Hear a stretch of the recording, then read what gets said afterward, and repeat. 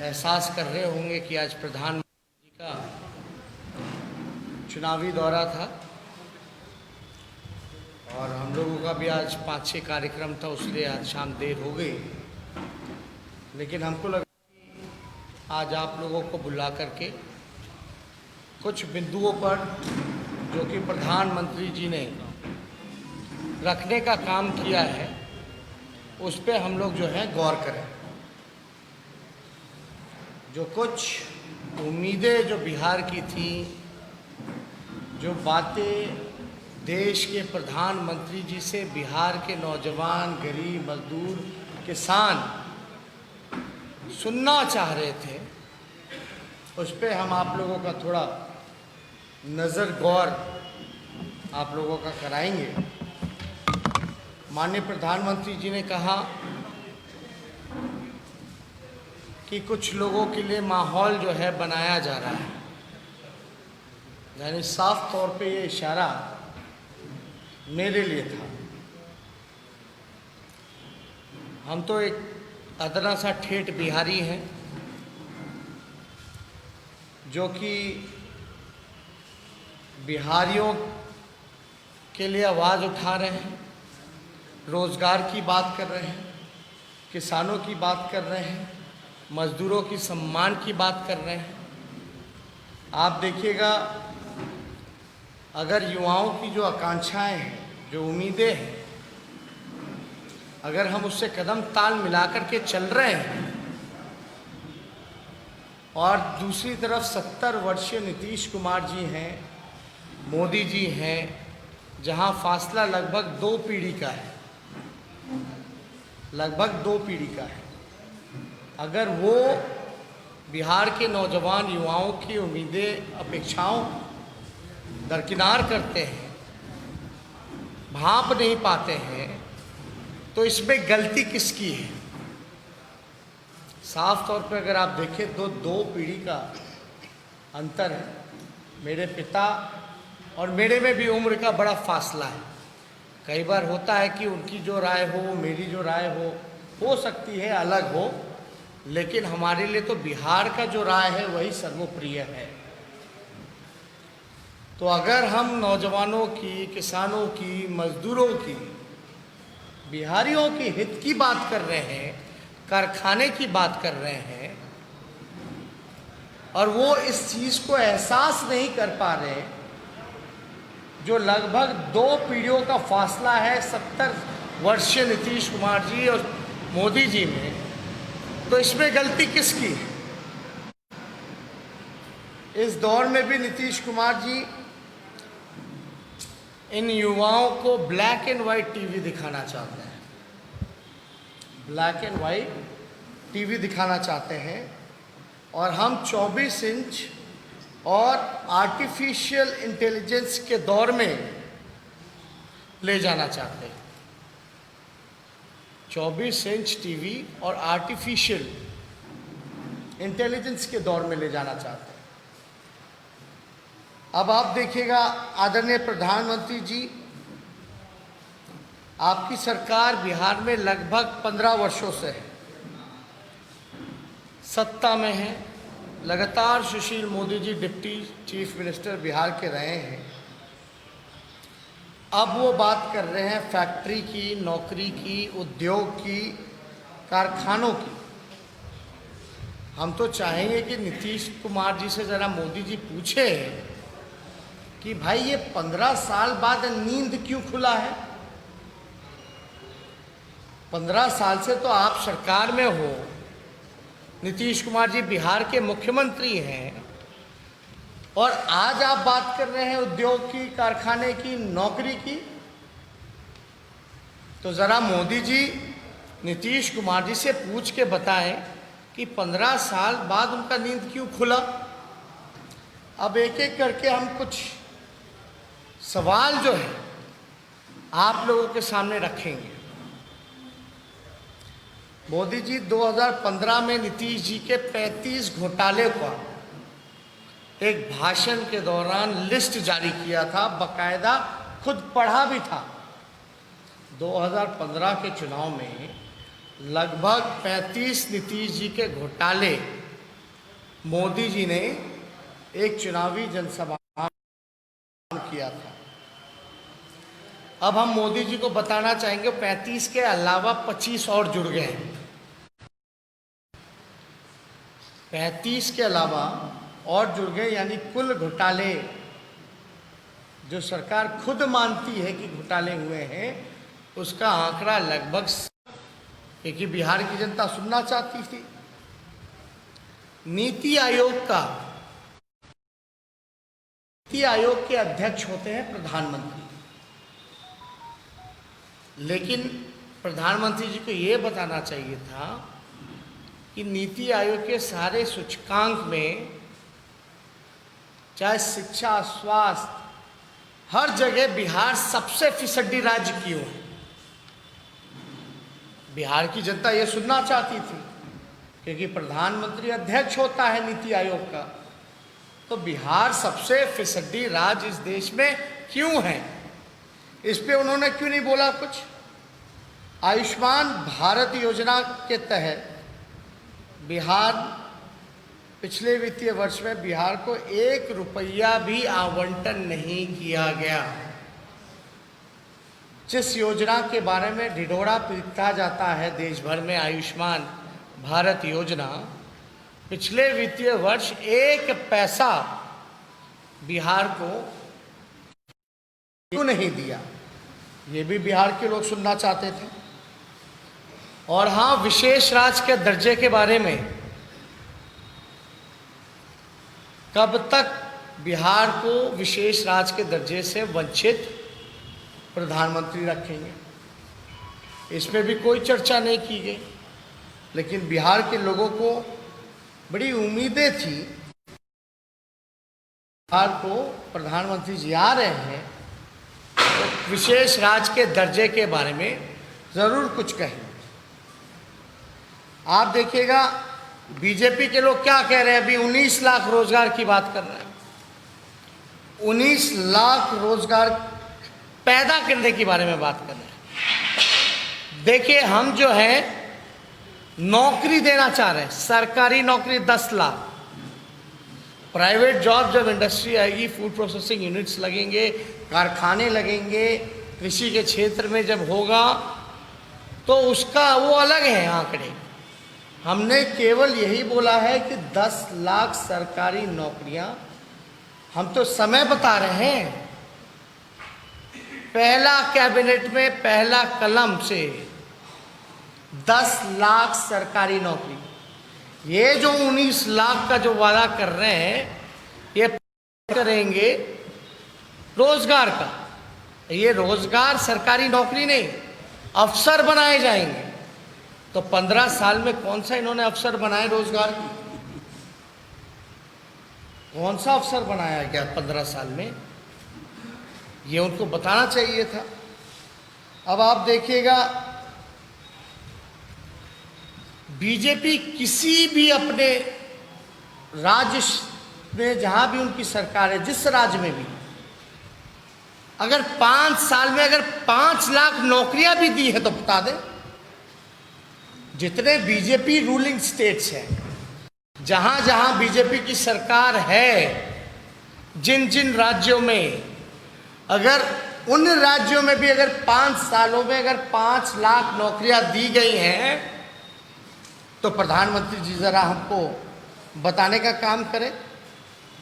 या विगत 6 वर्षों से 6 लाख भी रोजगार अगर केंद्र की सरकार ने भी अफसर बनाए हैं, नौकरियां, सरकारी नौकरियां दी हैं, तो ज़रा बताएं।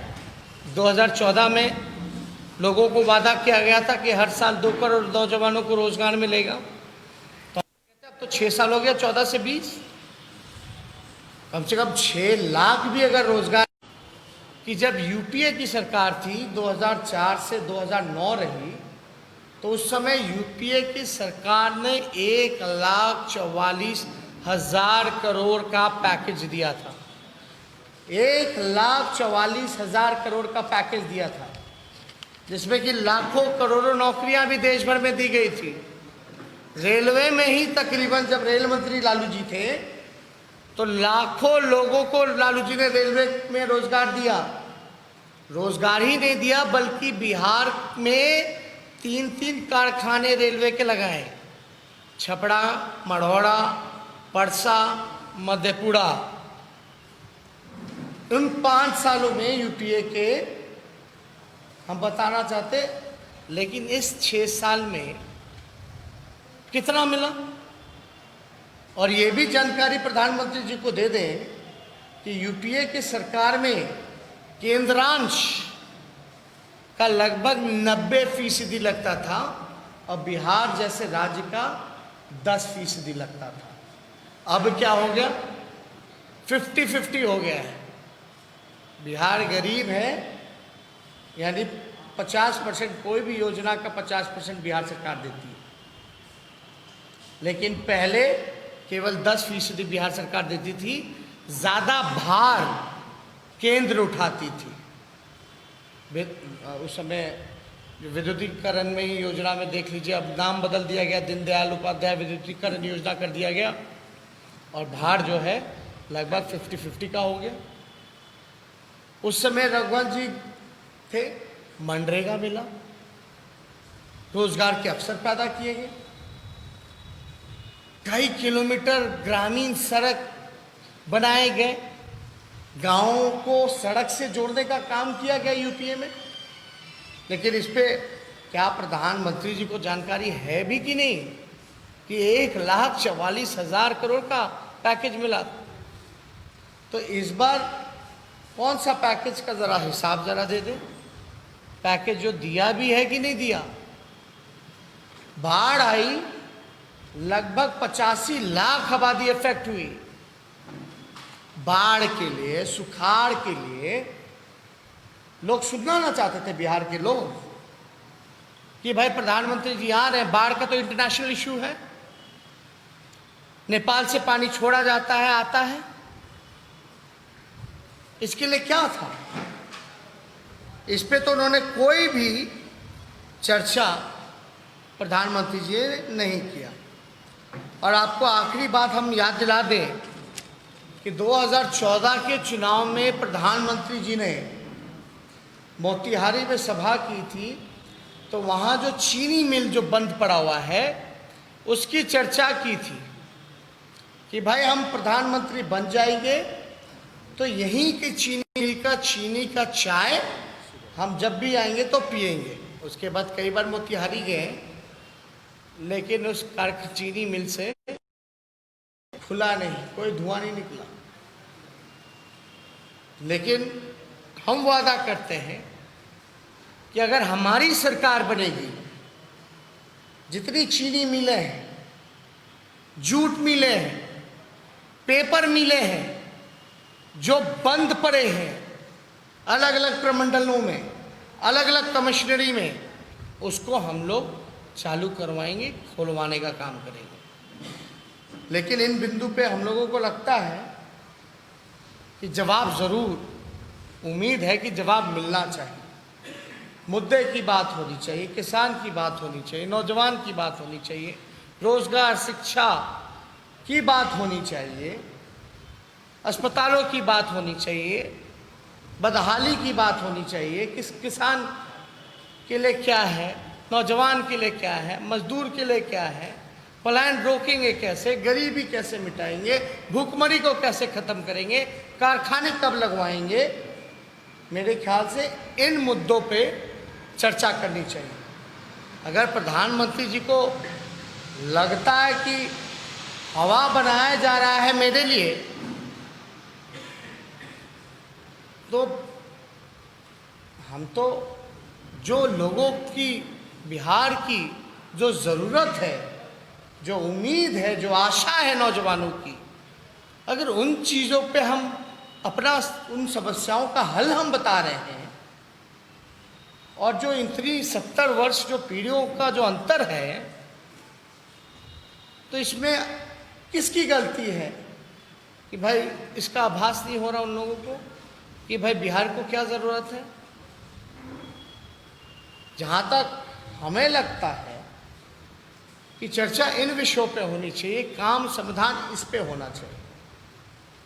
बड़ी उम्मीद है कि प्रधानमंत्री जी नीतीश कुमार जी से पूछ के ज़रूर हम लोगों को सूचित करेंगे, बिहार के लोगों को, बिहार के नौजवानों को, कि अब कारखाने, नौकरी, फैक्ट्री की बात जो की जा रही है वो 15 साल पहले क्यों नहीं की गई। नींद से 15 साल बाद बिहार के मुख्यमंत्री क्यों जागे, ये हम उम्मीद करते हैं। अगर इनसे जुड़ा हुआ कोई सवाल है आप लोगों के पास तो पूछ सकते हैं।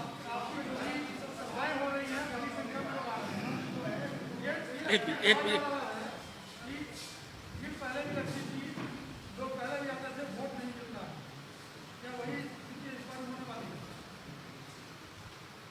एक हम बात बता दें कि लोग जो हैं गुस्से में नहीं है, गुस्से में नहीं है, बल्कि मौजूदा सरकार से नफरत करने लगे हैं। ये भारी अंतर है। और लोगों की उम्मीदें जो हमने विकल्प दिया है, जो अपना विजन बिहार के सामने रखा है, उससे लोगों की आशाएं, उम्मीदें बढ़ी हैं। लोगों का विश्वास हम पर बना है। उनको ये लगता है कि ये नौजवान हमारी बात को समझ रहा है, उठा रहा है, ये जो कहेगा वो करेगा। और हमने संकल्प पत्र में भी लिखा है, संकल्प बदलाव का जो कि सच होने वाला है।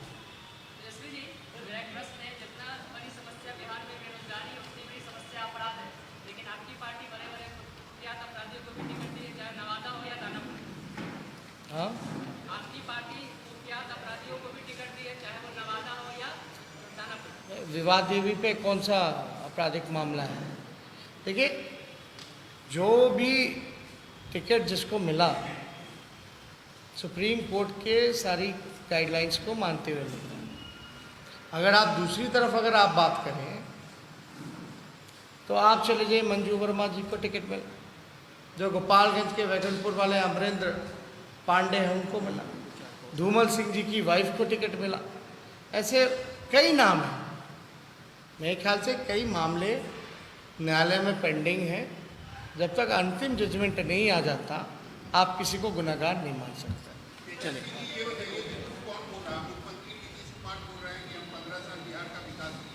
एक बात समझिए ना,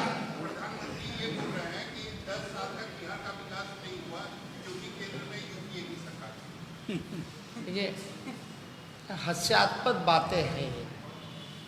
अब बात कर रहे हैं रोजगार की, अब बात कर रहे हैं फैक्ट्री की, तो 15 साल पहले क्यों नहीं हुआ? पहली बात, एक बात समझिए, जब नौकरी की जब बात, रोजगार की बात जब की जा रही है तो हमारे रोजगार नौकरी में अंतर है। हम सरकारी नौकरी 10 लाख दे रहे हैं, वो नौकरी दिलाने की बात कर रहे हैं, अवसर पैदा कराने की बात कर रहे हैं। समय नहीं बता रहे कि कब करेंगे, ये नहीं बता रहे।